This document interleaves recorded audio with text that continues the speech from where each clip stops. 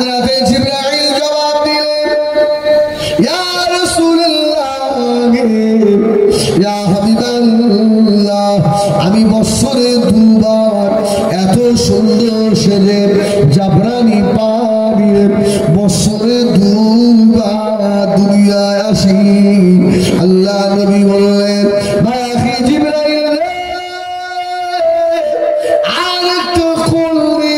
হযরত জিবরাইল বললেন, ইয়া রাসূলুল্লাহ, ইয়া হাবিবাল্লাহ, আর একটা দিন হলো লাইলাতুল কদরের রাতে। জোরে বলো না না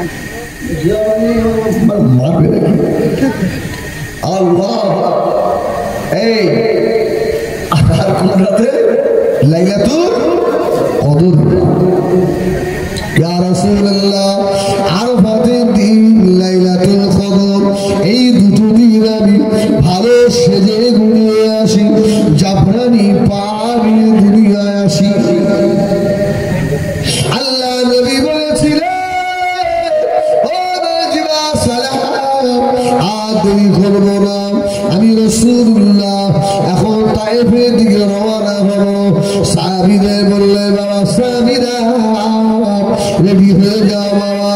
সব সাহাবীরা রেডি হয়ে গেলেন। নবী আমার তায়েফের রাস্তায় যাচ্ছেন, আর ছোটবেলার স্মৃতি মনে পড়ছে। হারে এই সেই তায়েফ, এই জমিনে আমি রাসূলুল্লাহ এই ধুলার পরে কত হাওয়া দিয়েছি।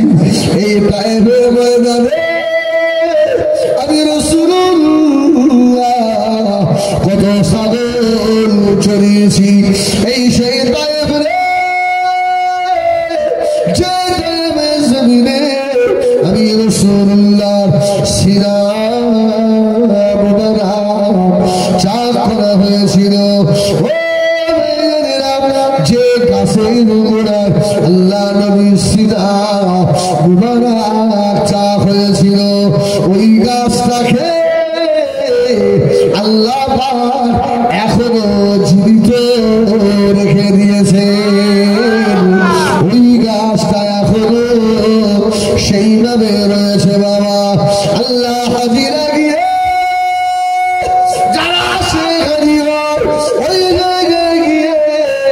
ওই গাছের কাছে গিয়ে দাঁড়ায়, পাগলের মতো কাঁদে, ইয়া রাসূলুল্লাহ, ইয়া রাসূলুল্লাহ, ইয়া রাসূলুল্লাহ।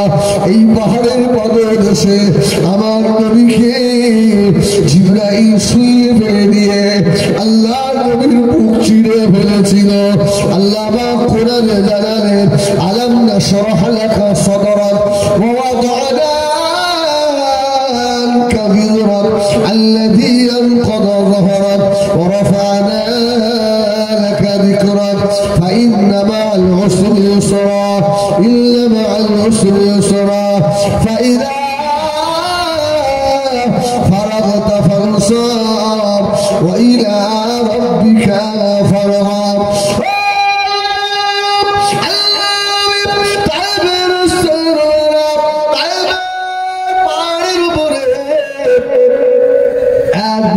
মানুষ চুপ করে দাঁড়িয়ে রয়েছে। আল্লাহ নবী তায়েফে ঢুকবেন, সুবহানাল্লাহ বলেন, সঙ্গে আসহাবে কেরামেরা আছেন। ও তায়েফ পাহাড়ের উপর থেকে এই বুড়ো মানুষটা চিল্লাতে লেগেছে, এ তায়েফের মানুষেরা রে, যে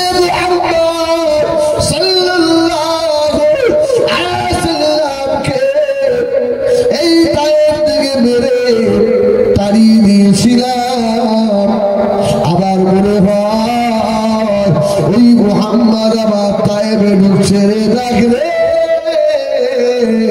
যেন মনে হয় পূর্ণিমার চাঁদ আসছে। জোরে বলুন, একটু জোরে বলুন সুবহানাল্লাহ। এ তায়েফবাসীরা রে, একবার চেয়ে আমার রাসূলের মাথার উপরে যেন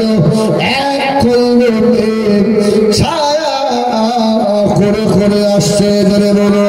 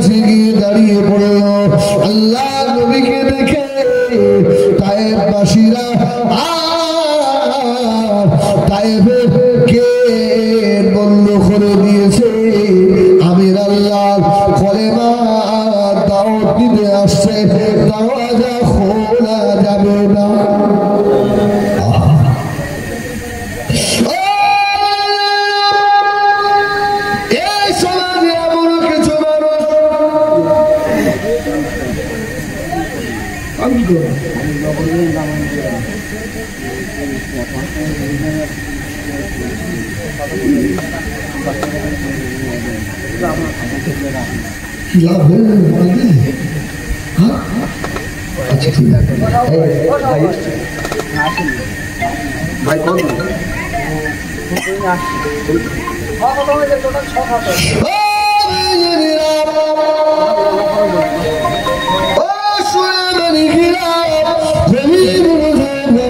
अल्लाह नबी दिन दुनिया बादशाह हबीबुल्लाह जनाब मोहम्मद रसूलुल्लाह सल्लल्लाहु अलैहि वसल्लम এবার কোথায় যাচ্ছি এবার বাড়ি পালাচ্ছি আল্লাহু আকবার আল্লাহু আকবার আল্লাহু আকবার বলেন না ইয়া রাসূলুল্লাহ বলেন না ইয়া রাসূলুল্লাহ আল্লাহ নবী তায়েবের গেটের কাছে গিয়ে চুপ করে দাঁড়িয়ে পড়েছে দরজা বন্ধ হয়ে গেল এখন এই প্রকৃতির মানুষ কিছু আছে না নাই আছে না জলসার জন্য চাঁদা আনতে গিয়েছে দেখে ও আসছে দরজা বন্ধ করে খুশি কেউ হয়তো মুসল্লি মসজিদ থেকে নামাজ পড়ে ফিরছে ওর স্বভাব মানুষ দেখলে শুধু নামাজের কথা বলে আমার এই মুরব্বীর কথা যুবক ছেলেগুলো দেখে রাস্তা দেখতে এই দেশের চাচা আসছে এক্ষুনি বলে তোরা নামাজ পড়ে লুকিয়ে পড়ে এমন ছেলে আছে না ওরা ছুটে এসে তায়েফের গেট বন্ধ করে আমার রাসূলুল্লাহ তায়েফের গেটের সম্মুখে গিয়ে খাচ্ছে হলো আমি তোমাদের উপরে জুলুম করতে আসি না আমি তোমাদের সঙ্গে যুদ্ধ করতে আসি না আমি তোমাদের কাছে এসেছি কলমা লা ইলাহা খুব সুন্দর লা ইলাহা ইল্লাল্লাহ মুহাম্মাদুর রাসূলুল্লাহ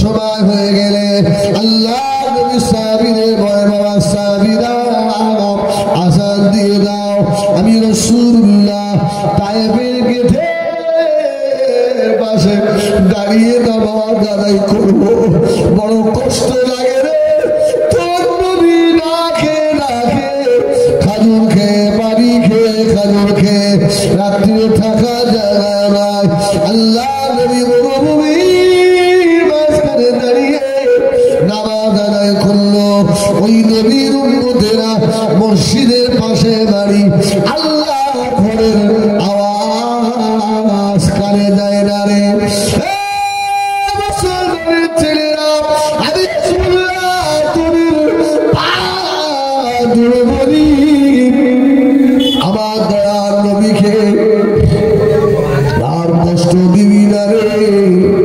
তোদের ব্যবহারে আমার নবী মদিনার রওজায় শুয়ে শুয়ে কাঁদে। এ বেনামাজি রে, আল্লাহ নবী যদি সেদিন বলি না সোহান আমি তোকে চিনি না,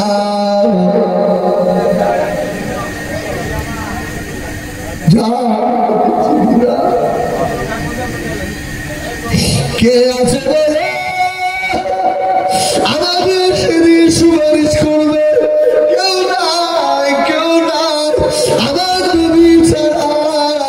আমার সোনা বাড়ি এখন দিন হয়ে গেল, আল্লাহ নবীজি মুসলিম হয়ে যাচ্ছে।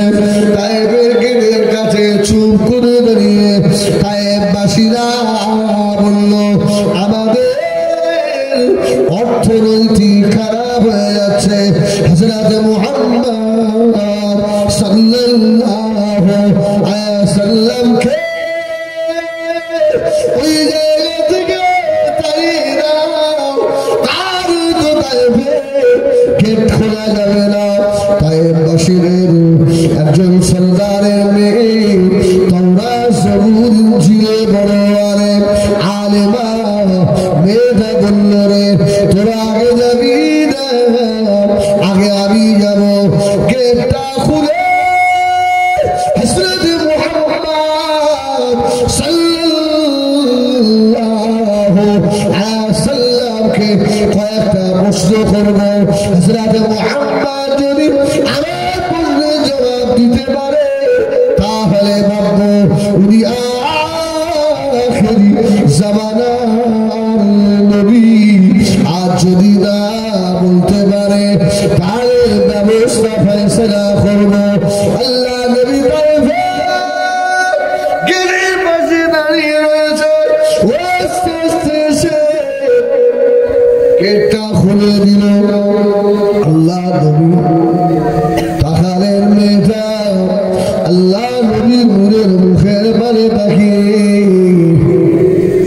পাগলি হয়ে গিয়েছে। জোরে বলুন সুবহানাল্লাহ। এত সুন্দর নুরানি চেহারার মানুষটাকে আজকে 21টা দিন না খাওয়ারে শুধু পানি আর খুরমা। নবী আবার দাঁড়িয়ে মনে মায়া এসে গেল। আল্লাহ নবীর নূরের চেহারা আল্লাহ তো মায়া দিয়েছিলেন।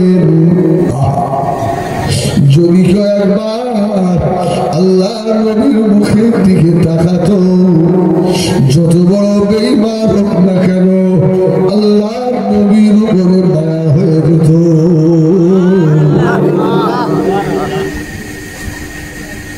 মেয়েটা আল্লাহ নবীর মুখের পানে একভাবে তাকিয়ে রয়েছে। মেয়েটার হাতে সোনার একটা মূর্তি। আল্লাহ নবী একবার তোর দিকে তাকিয়ে মুখটা ঘুরিয়ে নিলেন।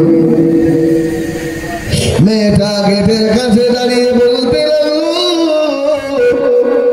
ও হযরত মুহাম্মদ সাল্লাল্লাহু আলাইহি ওয়াসাল্লাম একবার আমার দিকে তাকান। নবী গো একবার আমার দিকে তাকান। আল্লাহ নবীর মধুর জবানের আওয়াজ এত সুন্দর। আল্লাহ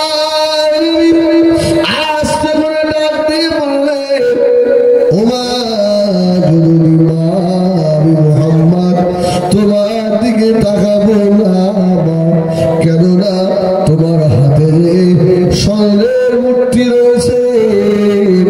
মারে আমি তাকাবো না। মেয়েটা আল্লাহ নবীর দিকে তাকিয়ে এবারে বলে বলল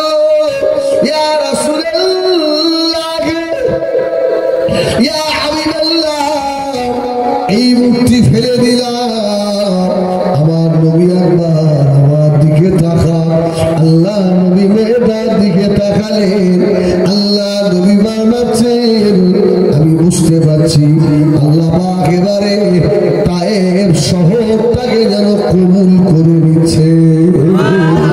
তার হাবিবের কষ্ট, তার হাবিবের দাঁড়িয়ে থাকা মেহনত, তার হাবিবের এত কষ্ট আল্লাহ আর সইতে পারছেন না। এবারে মনে হয় তাই কবুল হয়ে যাবে। মেয়েটা দাঁড়িয়ে বলেছিল, ইয়া রাসূলুল্লাহ, ইয়া হাবিবাল্লাহ, আমি আপনাকে কয়েকটা প্রশ্ন করব। আল্লাহ নবী বললেন, ও বাবে কি প্রশ্ন করবে আমায়? তার আগে আল্লাহর ফেরেশতা জিবরাইল আমাকে জানিয়ে দিয়ে গেছে। সুবহানাল্লাহ। মেয়েটা থাকতে বলল না, আল্লাহ নবীকে বললেন, ইয়া রাসূলুল্লাহ, ইয়া হাবিবাল্লাহ, আপনি একবার আমাকে পড়িয়ে দেন ইমানের কলমা, লা ইলাহা ইল্লাল্লাহ, লা ইলাহা ইল্লাল্লাহ, লা ইলাহা ইল্লাল্লাহ মুহাম্মাদুর রাসূলুল্লাহ সাল্লাল্লাহু আলাইহি ওয়াসাল্লাম। অনেক বিশ্বাস আছে মেয়েদের হাত ধরে বায়াত করা আছে, আছে, ওদের পাশে যাবেন না। আল্লাহ বলেছেন, লা তাকরাবুজ জিনা, তোমরা জেনার ধারে পাশে যেও না। জেনা শুধু কি রাতের গভীরে অন্ধকারে হয়? চোখের জেনা হয় না, হাতের জেনা হয় না, মুখের জেনা হয় না। হাততালি পীর হলে কোনদিন মেয়ে ছেলের হাত ধরে মুড়ি বলে না। আল্লাহু আকবার। আমার রাসূলুল্লাহর কাছে কিছু মেয়ে ছেলে, সুবহানাল্লাহ, মেয়েরা আসছে, মুহাম্মদ আমরা ইমানের কলমা পড়বো, আপনার হাত ধরবো। রাসূল বললেন, না না, রাসূল আলী একটা বালতিতে পানি নিয়ে এসো। সুবহানাল্লাহ বলে, একটা বালতিতে পানি নিয়ে এসো। আলী রাদিয়াল্লাহু আনহু একটা বালতিতে পানি নিয়ে আমার রাসূলুল্লাহ বালতির মধ্যে হাত দিয়ে কিলকুল হাতটা বুলিয়ে রেখে হাত তুলে দিয়ে বলে, আলী এই বালতির পানিটা মেয়েদের কাছে নিয়ে যাও। সুবহানাল্লাহ বলে, ওদেরকে ওর মধ্যে হাত দিতে বলো, আর এখান থেকে বলুন, আশহাদু আল্লা ইলাহা ইল্লাল্লাহ ওয়া আশহাদু আন্নাকা মুহাম্মাদুর রাসূলুল্লাহ। জোরে বলুন সুবহানাল্লাহ। তাই হতো। তাহলে আমার রাসূল তো মেয়ে ছেলের হাত ধরে বায়াত করাতে পারত। আমার সোনা দুনিয়া ওই একটা জায়গা থেকে যে বাঁচতে পেরেছে, সে আল্লাহর ওলি হয়ে গেছে, সে আল্লাহর ওলি হয়ে গেছে। আর রাসূল বললেন, না মা, আমি পড়ছি, তুমি ওখান থেকে পড়ো। মেয়েটা পড়ে নিল, আশহাদু আল্লা ইলাহা ইল্লাল্লাহ ওয়া আশহাদু আন্নাকা মুহাম্মাদুর রাসূলুল্লাহ। ইমানের ফরজ। মেয়েটা আল্লাহ নবীর উপরে ঈমান আনা পড়ে, আল্লাহ নবী নূরের মুখের পানে তাকিয়ে রয়েছে।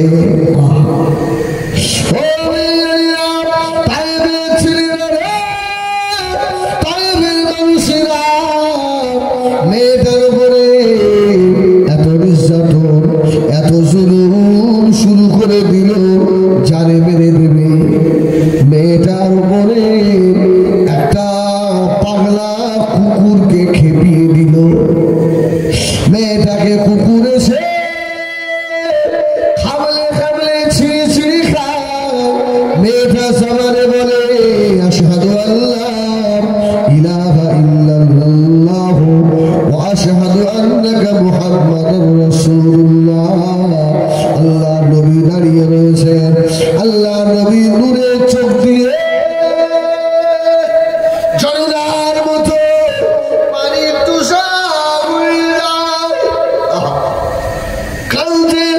সাহাবীরা বললেন, ইয়া রাসূলুল্লাহ, মেয়েটাকে খেয়ে শেষ করে ফেললো। আল্লাহ নবী জবাব দিয়েছিলেন, ও আমার সাহাবীরা, বাবারা জানো না, আমি রাসূলুল্লাহ যা দেখি তোমরা তা দেখো না। আমি রাসূল দেখতে পাচ্ছি, তোমরা দেখছো মেয়েটাকে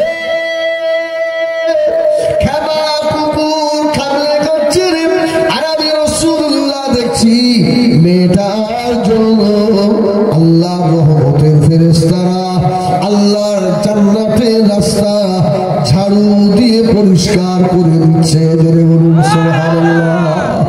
এই এখনই মারা যাবে, আল্লাহ পাকের জান্নাতি হয়ে যাবে। জোরে বলুন সুবহানাল্লাহ। একবার দুরূদ শরীফ আল্লাহুম্মা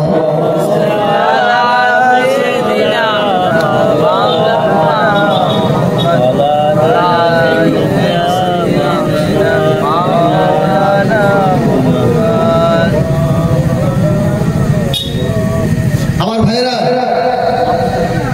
একটা কথা বলি, এই গ্রামের মেয়েরা আমাকে ভালোবাসে আলহামদুলিল্লাহ। ওই জন্য ওরা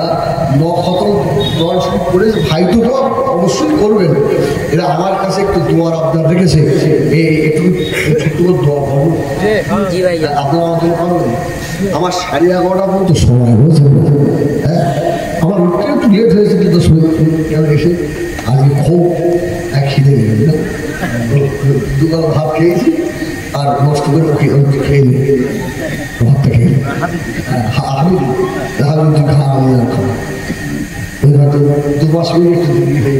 হ্যাঁ আমি একদম সত্যি ফ্রেন্ডলি কথা বলি। আপনার অল্প সময়ের জন্য ধরে নেন না, আমি আপনাদের বালিপুরের ছেলে, অসুবিধা আছে? অসুবিধা নেই আলহামদুলিল্লাহ।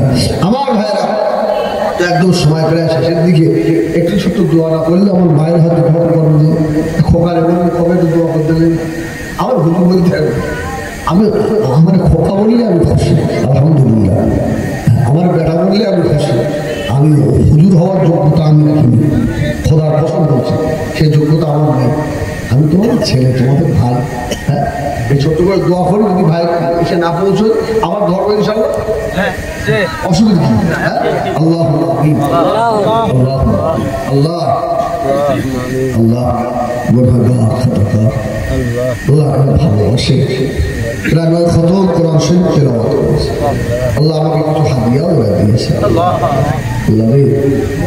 কি জন্য ভালোবাসে, কি জন্য দোয়া করতে বলেছে জানি না। আল্লাহ আল্লাহ আমি তো দোয়া লায়ক নই, যত মানুষ এখানে আছে সব থেকে বড় পাপী আমি।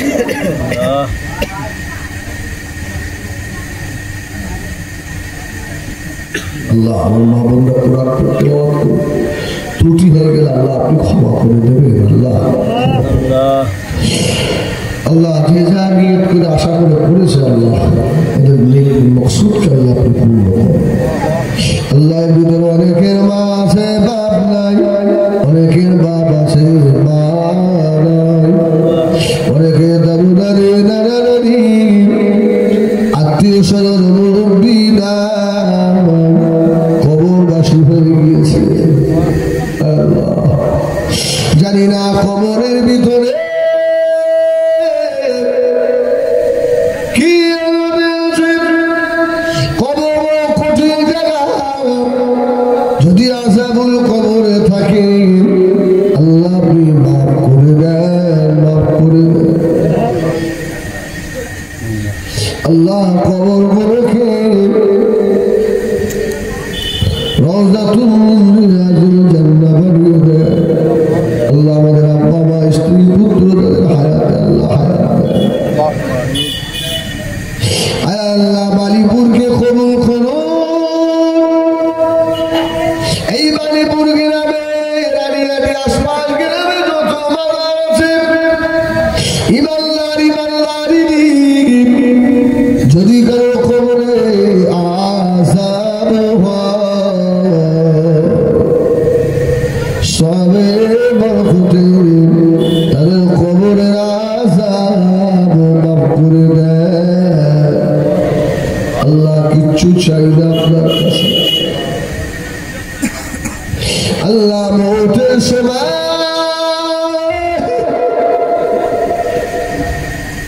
আমাদের জবান বন্ধ করে দিও না, এই জবানটুকু দিয়ে একবার পড়িয়ে দিও কালমা লা ইলাহা ইল্লাল্লাহু মুহাম্মাদুর রাসূলুল্লাহ।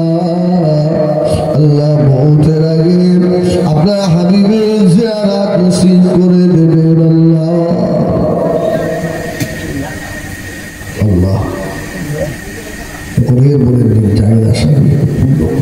আল্লাহ ভাওয়ারের জমিনে আপনি কেনিংয়ের জমিনে শান্তি এনে দাও আল্লাহ। আল্লাহ ভাইদের বুঝ দাও আল্লাহ। ভাইদের বুঝ দাও আল্লাহ। আমরা ইলেকশন কোনো মায়ের বাচ্চা যেন ক্ষতি না হয়ে যায় আল্লাহ। আল্লাহ আপনি সকলকে হেফাজত করবেন আল্লাহ।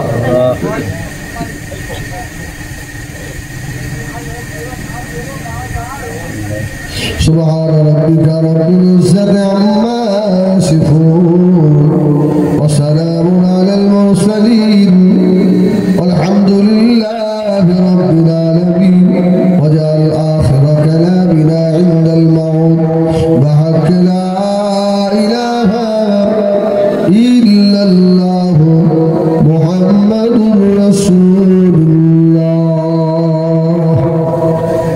درود شريف اللهم صل على مولانا وعلى سيدنا مولانا حب حماد زلي سيرے میرا دل مدینے میں پھول تو پھول کاٹو کیا حسن ہے لطف جلہ سے بڑھ کر مدینے میں ہے اللہم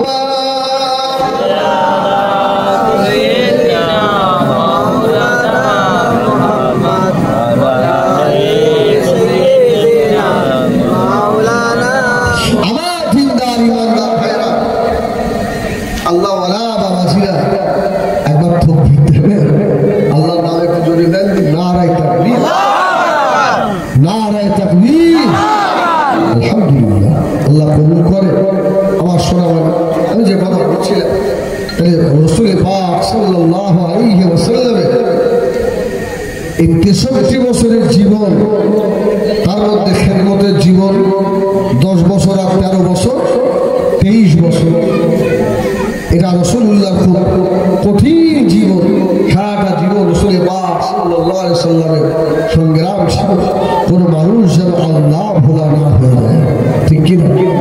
আরে শুধু আমাদের নবী একা, নবী আদম আলাইহিস সালাতু ওয়াস সালাম থেকে মুহাম্মদুর রাসূলুল্লাহ পর্যন্ত যত নবী এসেছিলেন সমস্ত নবীদেরই একটাই কলমা লা ইলাহা इल्लल्लाह, अल्लाह के सिवा और कोई माबूद नहीं, मोहम्मद अल्लाह का रसूल है। मेरे बोलो सुभान अल्लाह। एकदम পরিষ্কার কথা। তবে বড় দুঃখ লাগে, আফসোস লাগে, আমরা একপন্থী করি বা আরেকপন্থী করি, এই নিয়ে আমাদের ঝগড়া আছে, মারপিট আছে, কিন্তু দিন শেখার আগ্রহ আমাদের ভিতরে অনেক কম আছে।